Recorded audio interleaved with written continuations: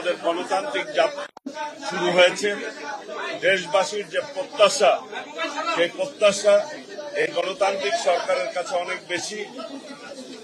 আমরা আমাদের নেতা, আমাদের চেয়ারম্যান মাননীয় প্রধানমন্ত্রী দেশনায়ক তারেক রহমান যে গুরু দায়িত্ব দিয়েছেন, সেই দায়িত্ব আমরা সততা এবং নিষ্ঠার সহিত আমরা পালন করব ইনশাল্লাহ।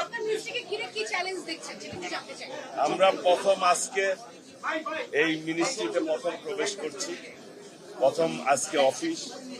আমরা মনে করি সবার সাথে আমাদের যে কার্ড, আমরা নির্বাচনে আমাদের 31 দফাতে প্রতিশ্রুতি আছে যে আমরা কৃষি কার্ড বিতরণ করব। সেটি নিয়ে ইনশাল্লাহ আমরা যাতে সঠিকভাবে সেই কার্ডটি বন্টন করতে পারি, সেই ব্যাপারে আমরা সার্বিক পদক্ষেপ নেব ইনশাল্লাহ।